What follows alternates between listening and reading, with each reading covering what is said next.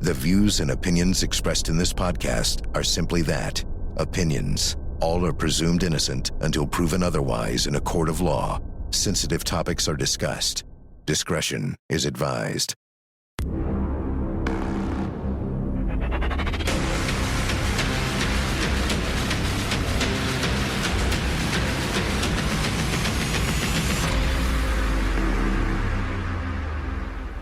I'm Vinnie Politan. The subject of my investigation is the retrial of Karen Reed, a woman accused of murdering her police officer boyfriend, John O'Keefe, but someone who has thousands of supporters who believe she is innocent. Here's the story.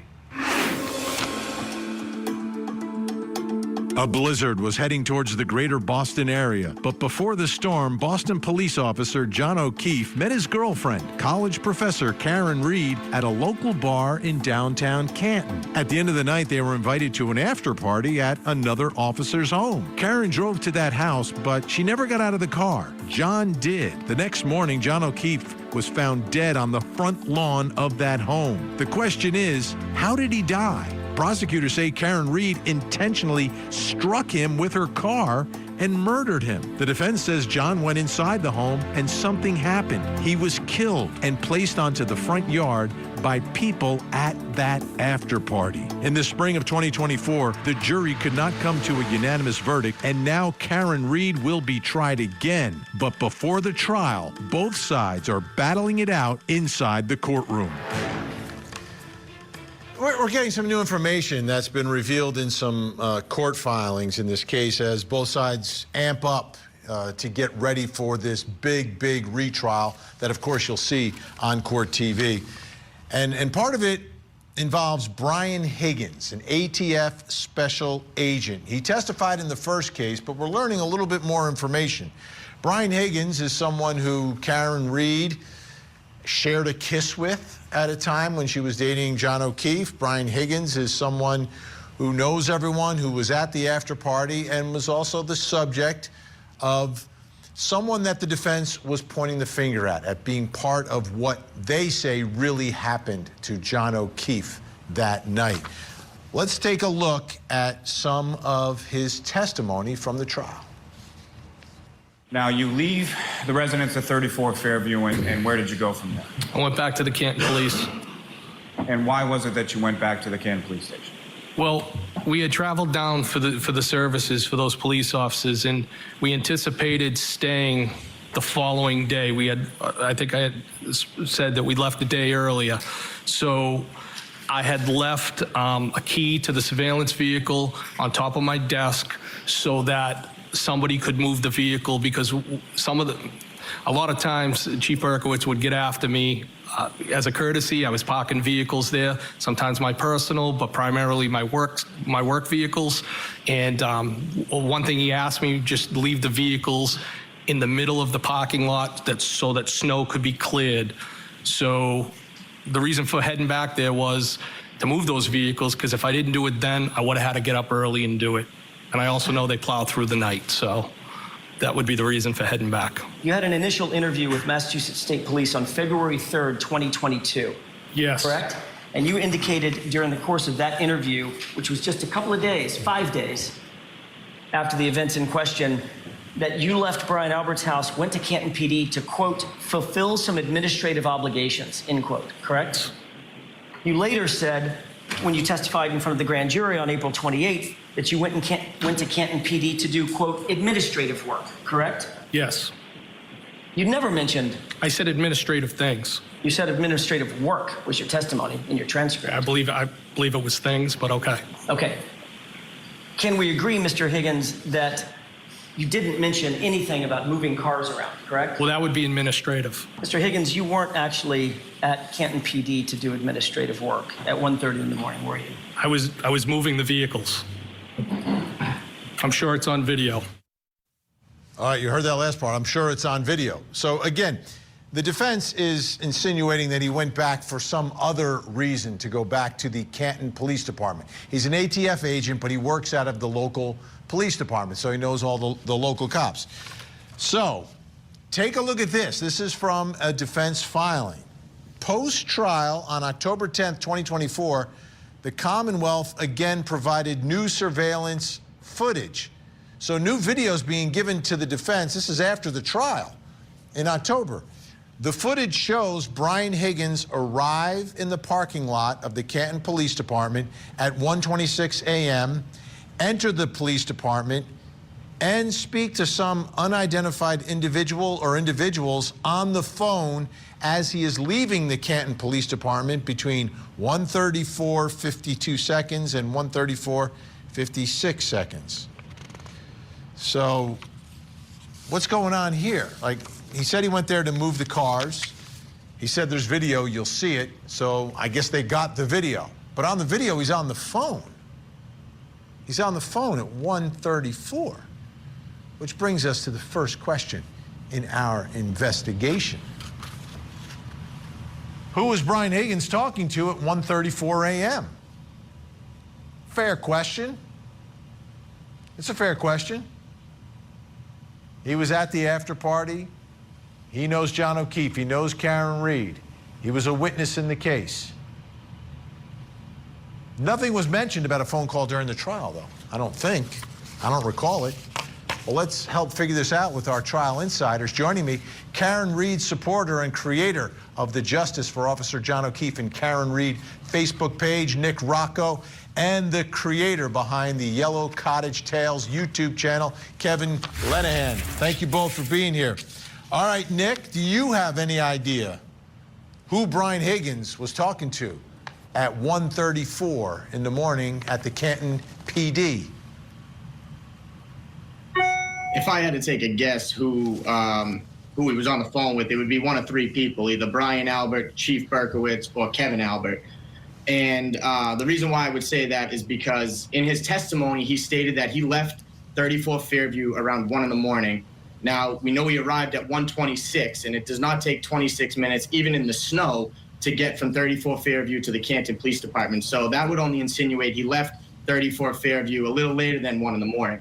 So he gets there, say he grabs the key. Now he's leaving the Canton Police Department, and he's on the cell phone. So that's at 1:34. And in his testimony, he said he arrived home in Brockton at 1:40 in the morning, right? So we know he's there at 1:34, and most likely at that point, that's when if he did move vehicles, that would have been when he moved the vehicles. Say it takes 5 or 10 minutes to move the vehicles. He's not getting home until after 2 in the morning. So he just left the Alberts home. My only guess would be that he's on the phone with one of those people inside the house. Nick, do we know where the camera is there that would get this surveillance video? It's most likely in the outside showing, probably the parking lot there. All right. Kevin, what are your thoughts here? Now learning that Brian Higgins goes back to the Canton PD. We know the testimony at the trial. He says he's moving the cars because the storm is coming in. Everyone's preparing for the storm.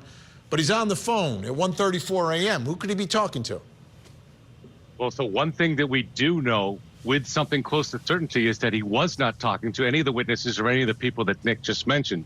And the reason we know that is because the feds got the phone records of all of these people, all right? And then the feds questioned Brian Higgins in their federal grand jury. And both sides had the transcripts from this federal grand jury, including Karen's defense team. And Karen's defense team did not ask Brian Higgins, who did you talk to at that call? Which means the feds did not ask that question. So the feds know who Brian Higgins called, and it was nothing of interest to them, so that's why they didn't ask him. So certainly if Brian Higgins at that time had called somebody inside the house, then the U.S. attorney would have asked him about that, and it would have been in the transcript. And he didn't, so it's not. So the question never came up. So I'm going to guess that he was calling in a pizza, calling to check his voicemail, calling something private. It's a private thing. It has nothing. If it has no bearing on the case, it's really none of our business who he's calling. Are you troubled at all, Kevin, that it didn't come up in his testimony? That, oh, yeah, I went back, I moved the cars, I did this, I did that, then I called so-and-so. Like, that didn't seem to come out. Why would it? I mean, if he's calling in a pizza before he goes home, or he's calling to check his voicemails, why? You're not. First of all, you're not getting a pizza at 1:34 in a blizzard, are you? I used to. Back in my drinking days. Okay. I just don't know who would be open at that point to get a pizza at 134. So we know D&E wasn't. Right. Exactly. All right. So, Nick, why is this important? Do you think this is important? Well, first off, they're giving new video evidence, or they want to call it new because the defense has not seen this yet, months after the trial ended. Now, the Commonwealth has had all this video in their possession for over 2.5 years, and then all of a sudden they decide, oh, we're going to give you this piece of information now, when that would have been important for the defense to question Brian Higgins during his questioning in the trial. Who did you call at this time? Who were you on the phone with? He could have cleared that up. But instead, the Commonwealth wants to say everything is deleted now, but yet they've been providing new video footage in the middle of the trial, at the end of the trial, in the beginning of the trial. So something smells here, because they were saying that within 30 days, everything gets overwritten. But that means someone saved this footage within that 30-day period, and it's been in the possession of the Commonwealth, and they've been kind of keeping it away from the defense. So I don't know why they decided to give it over now, but it clearly shows, he's on the phone with somebody, and ultimately the feds only handed over certain information. The defense doesn't have his full cell phone records because Judge Beverly Cannoni denied that in the first trial. So we don't necessarily know who he called, and I'm sure if they file another motion to get his phones, I would hope Judge Bev gives it to them. All right. Nick Rocco, Kevin Lanahan are going to stick around. Coming up next, should the defense, as Nick says, get all of Brian Higgins' phone records? Then you drove to a military base and you threw both the destroyed SIM card and the phone into a dumpster, did you not? Well, I was cutting through the base. The Court TV podcast will return. Did you take the SIM card out of your phone, yes or no? I don't know. Did you testify that that's what you do when you get rid of phones, sir? What I said was that might have been the extent of it if I was to have done that. And you either cut up the SIM card or ripped it up, correct? I believe what I testified to was I would have... I'm not asking you what you testified to. I'm asking you today, did you either cut up the SIM card or rip it up? Cut it up or broke it. And you'll agree with me that you took that destroyed SIM card and put it in a trash bag, did you not?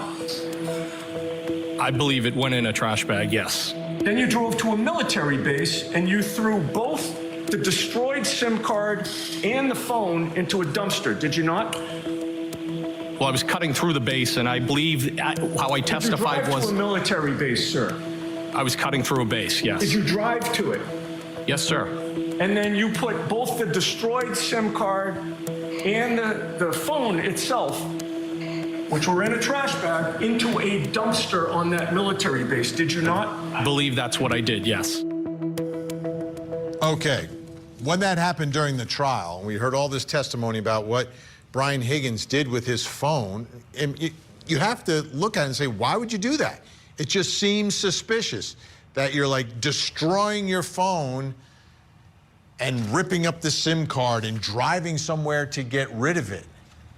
And now the issue of Brian Higgins and phone calls again is at the forefront of the Karen Reed case as we get ready for the retrial. Take a listen. This again is testimony from the trial. Brian Higgins talking about the famous butt dials that occurred that night. So you testified that the first call you received after returning home on the 29th was a call from Chief Berkowitz just before 7 a.m., which woke you up. Is that right? It was around 6:30-ish, I think. Okay. Your testimony previously was at some point before 7 a.m., that call was the one that woke you up. Yes. And it turns out, Mr. Higgins, that was a lie, wasn't it? No, it wasn't a lie. When you were asked that question at a previous hearing, you didn't know that the person questioning you had your phone records, did you? I assume they did. And you were thereafter confronted with those phone records, correct? I was asked about them, yes. And those phone records established that you and Brian Albert actually exchanged not one, but two phone calls at 2:22 a.m. that morning, at a time when you claimed you were in bed asleep, correct? I have no recollection of any phone calls. And it indicates that on January 29th, 2022, at 2:22 and 35 seconds, you received a call from Brian Albert, duration of 1 second, correct?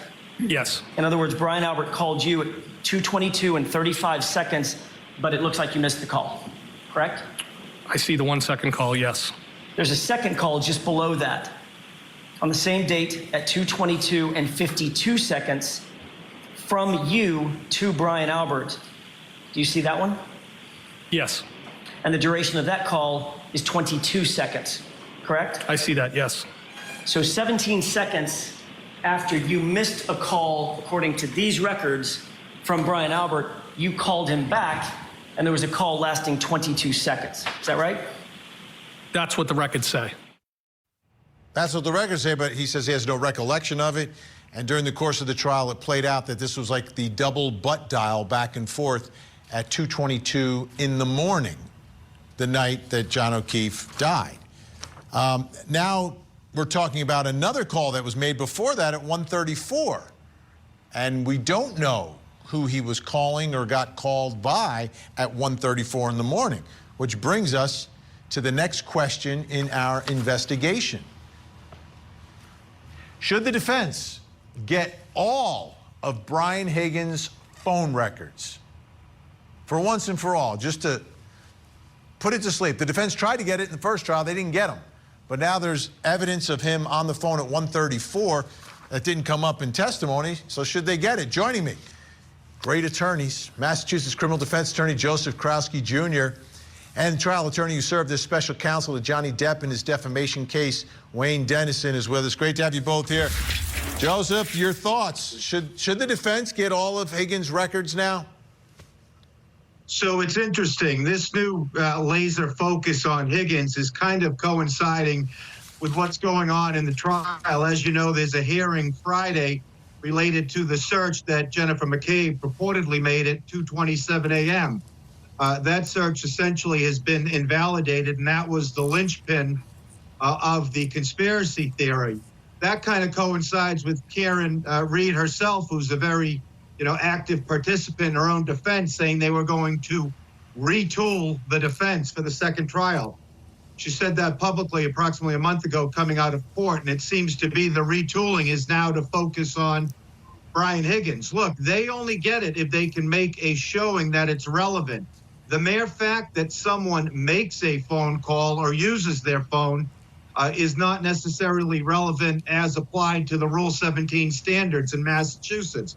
One thing that you need to point out, though, or I need to point out, is Brian Higgins bought a new phone. He was alerted there was a preservation order for his old phone. He did not dispose of his phone while that preservation order was pending. He maintained the phone until he was notified that the court had officially denied the motion for access to an extraction of his phone. The only information we have is he destroyed a SIM card. As you know, SIM cards nowadays don't really store any data. It's basically confidential subscriber information. It's not Google searches. It's not photographs. It's not text messages. Another thing that's important is he brought it to law enforcement's attention that he had texted with Karen Reed prior to them having any knowledge of it. So he was proactive in turning that over. But just like you didn't get William Reed's phone and Karen Reed's mother's phone, you don't necessarily get a phone unless you can make the requisite showing. Other than the fact that the phone was used, I don't see any specific information laid out by way of affidavit that would entitle them to the phone or search of the cloud. Wayne Dennison, your thoughts? Like, the phone call didn't come up during his testimony. Is it relevant? Yes, if the standard is relevance, there's a real question as to how that phone was used that night. And there was certainly questions around the 2:22 phone calls and the purported butt dials. And we're talking about a call that's literally 1 hour before that, literally not even an hour, 50 minutes before that. The notion that the man testified that he was in bed, but he was in fact making phone calls, suggests that there's at least a credibility issue that is reasonable to test him on. So what's the harm here, Joseph, if the judge does order these records to be released?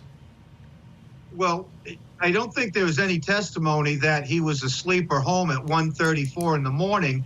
And it sounds like from the cross-examination that Attorney Jackson had the toll data, meaning the call data from his phone records, because he cross-examined it regarding the 222 call. So it's really a question better posed to him for why he didn't bring up that call at 1:34 in the morning. It's not necessarily a question of harm. It's that the owner of the phone records, the owner of the privacy interest, Brian Higgins, has a right to challenge and contest that. Maybe he'll consent to a defendant motion for his records. I don't know. But again, you have to show relevance beyond the mere fact that the phone was used. We have strong privacy laws in Massachusetts that don't just protect Brian Higgins, they protect defendants and witnesses. All right, Wayne Dennison, we have like 10 seconds here. Are you bothered by the fact that he destroyed that other phone? I'm extraordinarily bothered by that fact. There is no credible explanation for it, and the one he tried to provide at trial made no sense at all. All right, Joseph Krowski Jr., Wayne Dennison, sticking by. All right, up next, what is the significance of the Sally Port videos?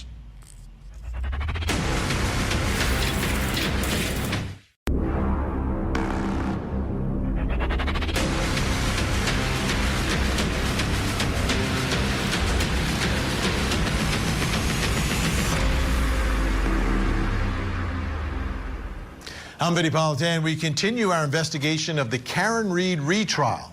It's a tragic story where a Boston police officer who adopted his sister's orphaned children is killed. His girlfriend, Karen Reed, is accused, but she and thousands of her supporters believe she's the victim of a police cover-up and frame job. Here's the story.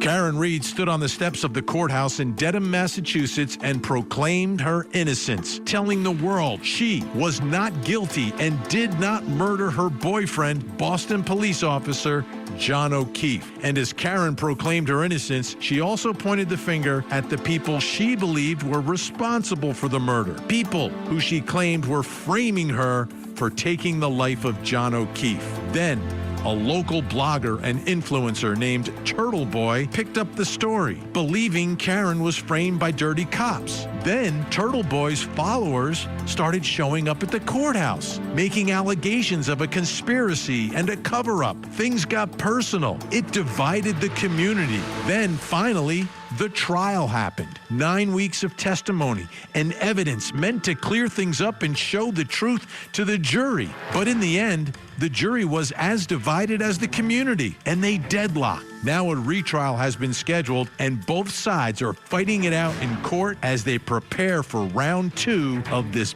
bitter, bitter battle. You have to be there. If you were there at the courthouse, you understand the passion that everyone involved in this has, both inside the courtroom and outside the courthouse. Inside the courtroom, obviously, John O'Keefe, his family, the prosecution team taking this very, very personally, the DA taking this personally, and then the passion of Karen Reed, her family, and her defense team. And then you get to the thousands of people outside and online who are invested in this and believe what they believe, and you cannot, trust me, you cannot change their mind about it. Well, now you're getting ready for the retrial, and both sides are continuing that battle inside the courtroom, pre-trial motions. Second trial is going to be a little different than the first one. You've got a different prosecutor, and there's some evidence that may be a little different as well. So let's focus in now on the so-called Sally Port videos, which loomed large in the first case, especially for the defense. This is really a defense issue and part of their case here. But here, Trooper Buchanan from the Massachusetts State Police on the stand testifying about what they did with Karen Reed's car. Such an important piece of evidence because it's all about that rear tail light. Was it shattered or was it broken by police to frame Karen Reed? Take a listen.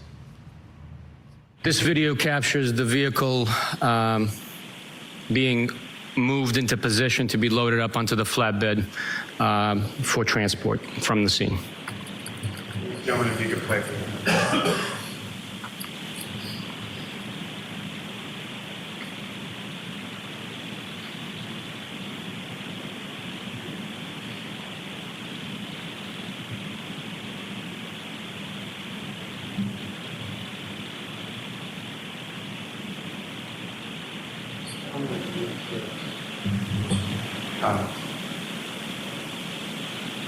Pause right there. I'm sorry, I didn't hear that. I just asked her to pause right there. Sergeant Mechanic, from this still image from this video, what, if anything, of significance do you observe in relation to the vehicle at this time that is being loaded onto the tow truck? The rear taillight is illuminated. You could see a white light coming from that taillight. If you could, using that laser pointer you have before you, just direct the jury's attention to the specific area you're talking about. Right there. Okay. Ms. Gilman, if you could play this through the...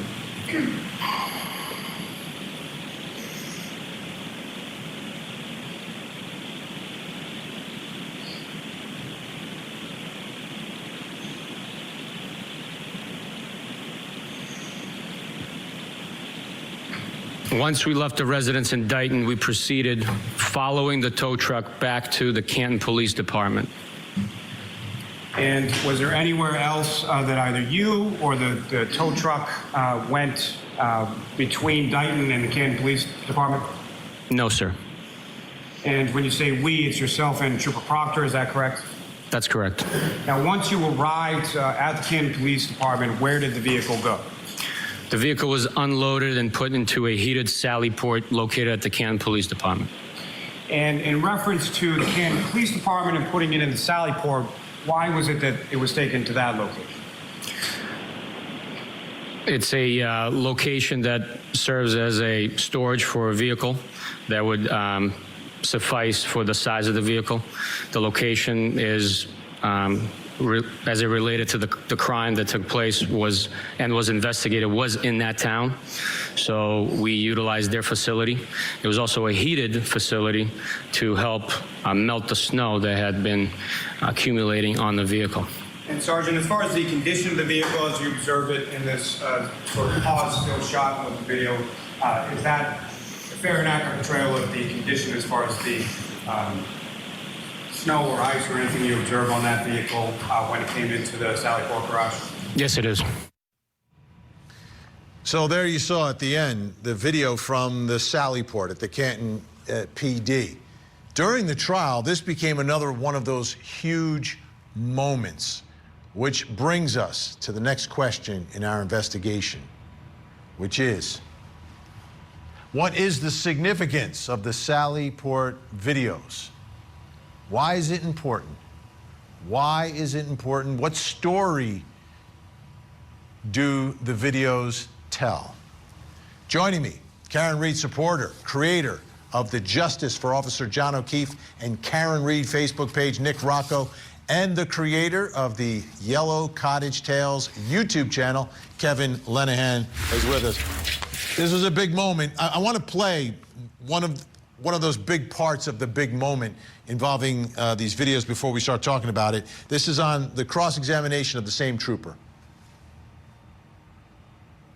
That shows the vehicle coming into the Sally Port, and we're looking at which side of the vehicle? So that is the driver's side of the vehicle. What that video depicts is a mirror collection. Although mirrors are accurate representation of what you're seeing, it's just inverted. So that is the driver's side of the vehicle. I do not know why it is inverted, but that's the way it was presented, collected and presented from Canton Police.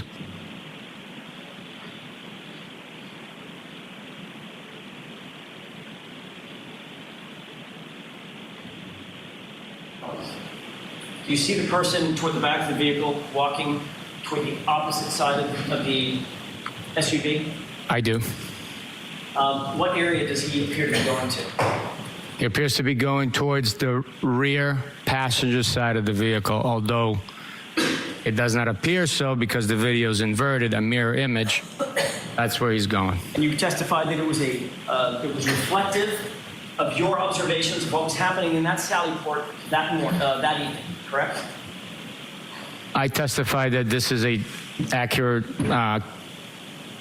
scene and collection of video evidence from the Sally Port. And as that truck sits in that Sally Port, just like this, it appears from all perspective that what we're looking at is the passenger side of the car, and that right rear taillight is right there shining in our face, correct? From this perspective. I'm sorry, can you repeat the question? From this perspective, from the perspective that the jurors are looking at, Okay. from all indications, that would appear to be the right side of the truck, the passenger side of the truck, and that taillight that you can see is the right rear taillight from this perspective, correct? The way it presents itself, yes. And yesterday, during the entirety of your questioning by Mr. Lau, not once did you mention that this video is actually completely inverted. I did not know. It was bizarre. The video was presented inverted by the prosecution without telling anyone that was inverted. That all came out on cross. All right, Nick, what is the significance of these Sally Port videos? So when you first look at this vehicle, if you don't know it's inverted, you think you're looking at her passenger side taillight, which would have been what the state is saying is broken. So if you actually look at the back of the vehicle, you see a white light on that taillight. And when someone walks by, that white light actually ends up on their jacket, which means that light there it was manually put there, which then leads into Yuri Buchanan's testimony in Adam Lally's questioning saying, nobody went near her passenger side taillight. Look at the video. Nobody went near it. We went to the other side, which is a big issue because if you're looking at this and you don't know it's inverted, you would think that they would tell him the truth, which then leads into Mr. Eckerson coming to the Canton PD, which was a meeting arranged by Hank Brennan and Colleen Crowley, which is the Commonwealth's expert. They knew he was coming, and when he gets there from Arizona, they tell him everything's deleted and the hardware is gone too. And there's only one reason why they would do that. And the reason why they did that was because if he had access to look at that video camera, it would show and prove that that video camera does not record invertedly. And then that would be 1,000% concrete evidence that that evidence was manipulated by the Commonwealth to try to frame Karen Reed. Kevin, none of this looks good for prosecution. And we're looking here at the how it was shown in court, and then the corrected version is on the right, and you really get a different idea of what's happening inside the Sally Port. From your perspective, what is the significance of the Sally Port videos? Absolutely nothing, because it turns out that video cameras, surveillance shift cameras, usually record in the video in the original file inverted, and then it converts it back on playback. So there was some kind of a mistake here where there was some confusion on that. But the important thing people have to remember here is that if you look there, the Sally Port door is open. It closes, so the car pulls into the garage at 5:36. The Sally Port door closes at 12:42. The crime scene is 5 minutes away, 5-minute drive away.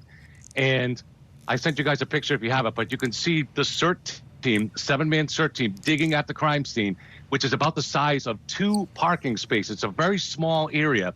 And they find the main piece under 3 feet of snow, was the testimony, at 5:45. So there was no time for anybody here to somehow fill up a bag of taillight pieces and get there and bury it in those 3 feet of snow, unless everybody at the scene, those 7 people crammed into that spot, those 7 troopers, unless they're all in on it, and unless the Lieutenant Tully and whoever else is there in on it. It's a level of conspiracy that is completely absurd. But the job of the defense is to try to create odd-looking things. So, for instance, the Brian Higgins thing, it's not odd at all. It turns out that he just got rid of his garbage on a military base because he lives on Cape Cod where they don't have town trash pickup. You have to pay for it. He stops at the base, which is on the way to the mainland every day when he's coming back. He's a veteran, so you can buy discounted goods there and throw out a bag of trash. There was nothing weird about it. He just threw out his phone, and the only thing that it had on it was contact information. You don't have video or data stored on those things anymore. So it turns out that most of the stuff that the defense, and I know it's their job, is to take the ordinary and make it look really suspicious. But if you wait for the explanation, and they almost have always come in this case, whether it's non-human hairs or gaps in library videos or missing shoes, on and on and on it goes. Everything so far has had an explanation. All right, I have to cut you off, Kevin. We're out of time, but Nick, I'll give you 10 seconds to respond. Just back to the question, which was the Sally port. You look at the inverted video, okay? If that recorded invertedly, the timestamp would not have read the correct way. That means someone manually altered that, so you read the timestamp correctly, but the video was flipped. So when you take an inverted video and you flip it, the timestamp gets inverted as well, not just the video. And it's smoke and mirrors. The Commonwealth's the one that put it into the case, not the defense. Now the defense is just calling them out for it. All right, Nick Rocco, Kevin Lenahan, always great to have your perspectives. We appreciate it. Still to come, are these missing videos a problem for prosecutors? And that 42 minutes from when the car arrived until 5:50 in the evening, that portion is missing, correct? It's not missing, it's just not recorded. Now, back to the Court TV podcast. But Sergeant, the exact time that would show what Trooper Proctor was doing at the right rear taillight, that is missing. Objection. Sustained. The exact time that would show what the person who you identified on Wednesday as being Trooper Proctor, that video is not there, correct? Objection. Sustained. This video, Sergeant, you will agree, if that 42-minute period existed, that would have been the only video that would establish the actual condition of the taillight the moment the SUV arrived in police custody in that Sally point, correct? Objection. You can ask that differently. Is there any other video other than this one that would show the exact condition of that taillight as it pulled in to the driveway, to the Sally point? Or is this the only one? From that location? Correct. That is the video that captures that time frame. And that's also the video that captures that area of the car, correct? The right rear portion of the car. Correct. And that 42 minutes from when the car arrived until 5:50 in the evening, that portion is missing, correct? It's not missing, it's just not recorded. It's not there, Sergeant Pupic. I'm not splitting words with you, splitting hairs. It's not there. It's gone, correct? It's not on the screen now. It's not anywhere, is it? I do not know. So the defense made a big deal about those 42 minutes. Why is there no recording there? Where is that video? Now, more recently, they have sent an expert to the Sally Port to examine the computer, the system, everything else. And the defense expert was told it doesn't exist. All the videos are destroyed after 30 days. The machine's not even here anymore. So nothing is there now. It's all gone. The machine, the 42 minutes, if it even existed, any way to even examine the recordings, examine the machines that did the recordings, are all gone. Brings me to the next question of my investigation.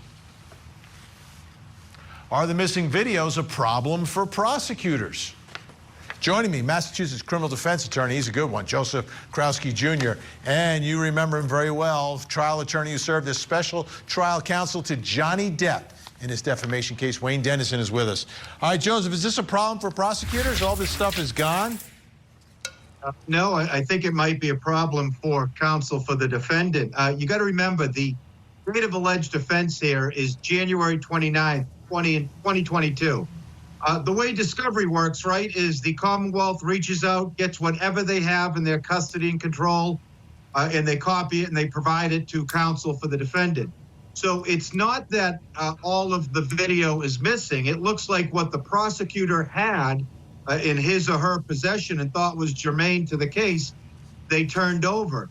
Now, 3 years later, it looks like there's some sort of informal agreement where Alan Jackson wants to fly an expert out to do what we call a forensic extraction. I know, just on experience, if you want to do a forensic extraction, you typically got to get to that DVR within 30 to 60 days. You have to file a motion to preserve. I looked at the dockets from district court and superior court, and I didn't see that done. And why would it be that interesting to the Commonwealth at first? This whole suggestion of conspiracy wasn't even brought up by the defense until a year and a half into the case. At the time, they're dealing with what they thought was a hit-and-run drunk driving accident. They preserved the video, copied it to a flash drive, and turned it over. And I'm a little surprised during trial, when the whole issue of it being inverted came up, that the defense didn't right away file a motion to preserve the DVR. So I think it's a little bit too late, so I don't think they're going to get any traction from it whatsoever. Wayne Dennison, your thoughts about the missing videos, the missing DVR, and the video? Like, we still don't have an answer as to why that video was inverted. Yeah, I disagree with Joe on this. I think that this will be a big issue at trial. 80% of retrials are convictions because they get, the prosecution gets to, practice their act and come back and do it again. This is one of those areas that is just literally inexplicable. Why is this video inverted? And still the timestamp is appropriate and placed in the right place. And the whole issue around this video has not been explained in a meaningful way. And it's the Commonwealth who chose to put this video into evidence. If they wanted this video in evidence, they ought to preserve that evidence. Joseph, I'll give you the final word here. I only have about 15 seconds or so. Will the jury... Sure, go ahead. I'll let you finish. Go ahead. The shock and awe of that unforced error is going to be mitigated on the retrial. That's why prosecutors have an advantage. They're going to prepare for it. I'm sure they're going to come up with an explanation to show that you cannot manually record it in an inverted manner. So I think they're going to deal with it. I don't think we'll have the probative effect that it did in the first trial. Big thank you. I know you guys are busy. We appreciate your time. Joseph Krowski Jr., Wayne Dennison. We'll see you again really, really soon. Trials need to be fair. Now, even if you believe the defendant is an awful, horrific human who's committed murder, the same rules apply to everyone. In this case, Karen Reed has many more supporters than all accused killers I've ever covered in my career combined. And there seems to be a lot of pushback because of that. But the same rules apply to Karen Reed. Just because she's popular is not a reason to deny her a fair trial. And that's the job of the judge here. Treat her no different than any other defendant. I'm Vinnie Politan. We'll keep digging for answers as the investigation continues. There you have it. If you want to see more in-depth reporting on the latest true crime stories, you can see me every weeknight, 8 p.m. Eastern on Closing Arguments. Thank you so much for downloading. And as always, please don't forget to hug the kids. This podcast is a production of Court TV. Go to CourtTV.com for more content, trials on demand, and to find out how to watch Court TV in your area.